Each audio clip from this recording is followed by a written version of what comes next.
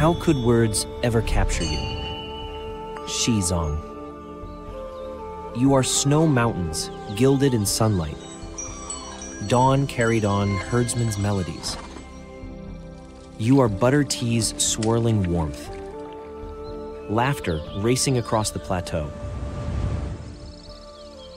You are the roads, the bridges, the tunnels, the power lines, threading rivers and peaks into a tapestry of prosperity. Since the start of the 14th five-year plan period, more than 400 billion yuan in planned investment for Xizang has been implemented, advancing a raft of major projects and unleashing sustained momentum. In 2025, the region's GDP is expected to exceed 300 billion yuan. These are not only impressive numbers, but milestones in a journey of development across lofty mountains and deep gorges. Today, we're going to connect with a friend living in Xizang who will show us what daily life is really like on the plateau. I'm very excited to learn about your experience in Xizang. For you, having worked and lived in Xizang for many years, what are your most immediate impressions, or what changes have left the deepest impression on you in your reporting? Okay, so for example, with transportation, I wrote a story like 1 month ago, I think. Guy's name is called Gunga. Gunga told me that from his home village to Lhasa, the capital of the Xizang Autonomous Region, it's like it took 6 days, like 2 to 3 decades ago, and now it's like almost like 8 hours by car. By the end of 2024, Xizang's total road mileage in operation reached 124,900 kilometers, with 1,359 kilometers of rail in service. The Lhasa-Ningqi Railway traverses snowy mountains and canyons through 47 tunnels and over more than 120 bridges, cutting travel time between Lhasa and Ningqi to about 3.5 hours. The region has 8 civil airports and nearly 190 air routes. In 2024, Lhasa Gongar International Airport handled more than 6 million passenger trips, a record high. Roads, railways, and air routes do more than shorten distance, they rewrite time, sustaining the speed and reach of development on the plateau. Today, with the improvement of the communication, 5G basement that is installed in everywhere in Xizang. For example, like I think 2 years back, the 5G base was installed on top of the world's tallest mountain, Mount Chomolungma or Everest. By the end of 2024, all administrative villages in Xizang had achieved dual 100% coverage by fiber optic and 4G networks, extending mobile services deep into snowy mountains and river valleys. More than 19,500 5G base stations have been built and put into operation, enabling 5G access across all townships so that both urban and rural residents can enjoy fast, quality information, services, and more equitable connectivity. Signals crossing the mountains bring distance, education, telemedicine, and digital services, keeping the plateau in step with the world. Connectivity links families and markets, opening doors to opportunity. As we know, like with the improvement in the medical standards, as well as a significant increase in the average life expectancy, how do you think these changes have manifested, or how they affected the daily lives of ordinary Tibetan families that you've interacted with? The transportation conditions improved, but still sometimes it's very far from travel from one village to their country town, or to the prefecture city. So it's very far.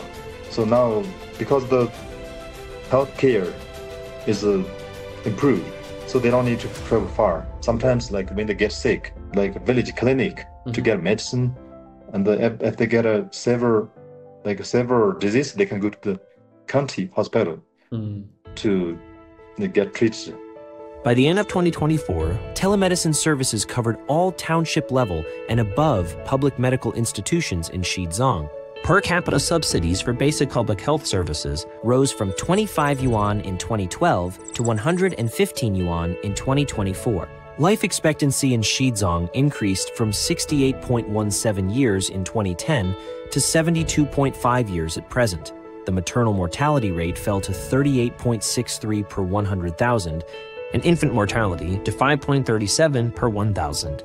Healthcare extends deep into the snow-capped plateau, safeguarding every breath and nurturing hope for the future. And as I know, I think like Xizang is also the only region in China that provides 15 years of free education, right? And also, see, and they also have the promote bilingual teaching, I think, as well, right? Yeah. So in Tibetan dialect and also in Mandarin as well. They have a 15-year public-funded education system that covers like a preschool to high school. Xizang took the national lead in establishing a 15-year publicly funded education system from preschool through high school, ensuring access, affordability, and quality. The retention rate for 9-year compulsory education reached 97.86%. School facilities across all levels have improved, and teaching staff continue to grow. Bilingual education has advanced steadily, with more than 30,000 bilingual teachers in place. The number of full-time Tibetan language teachers rose from 5,800 in 2018 to nearly 8,300. In the classrooms of the plateau, light and sound shine together standard Chinese language and Tibetan resounding in harmony, gently placing the future into the hands of the local children. You know, as we know, with Xizang being such a large region, a vast region, that of course water conservancy projects are also crucial for the region. So in your reporting, what have you come across any water-related stories during your reporting? Okay. For example, on the north of like grassland, very high altitude place, people didn't have water. And so the government, they, you know, dig wells and they solve the problem. They provide like rain tip water for the residents. On the plateau, water is not only a lifeline, but the foundation for stable harvests, urban growth, and ecological security. In 2024, 100% of Xizang's major rivers and lakes met or exceeded Class 3 water quality standards, and all drinking water sources met required benchmarks. Since the start of the 14th five-year plan period, more than 2,900 rural water supply projects have been carried out, improving services for over 1 million people. An additional 602,500 mu, or about 40,000 hectares, of irrigated farmland was added or upgraded, strengthening the water infrastructure underpinning food security on the plateau. The snowmelt from the mountains now flows into every village and home, enriching both the land and people's lives. This clear, steady current sustains a more sustainable way of living and working.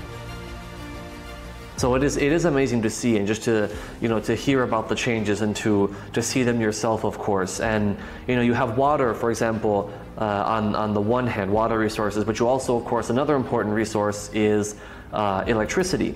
So in some very high altitude remote place, they didn't have electricity and they had to use a candle or, you know, butter lamp. But today, like people in many places, the most places are accessed with the power link. People have saved electricity, right. And in some region they use solar panels, like a very remote area because they travel a lot. But in the fixed locations, like during their winter time locations, like for example for nomads, electricity linked with the state grid, the system, they're linked. The main power grid now covers 74 counties across Xizang, serving nearly 3.7 million electricity users. Rural power supply reliability has reached 99.5% with steady improvements in power quality. Hydro, wind, and solar power stations complement one another on the plateau, delivering clean electricity to households. As a result, clean energy accounts for over 99% of power generation, the highest share nationwide. Light and warmth pierce the plateau's night, banishing the cold and stirring hearts, each lamp a beacon of modernity's reach.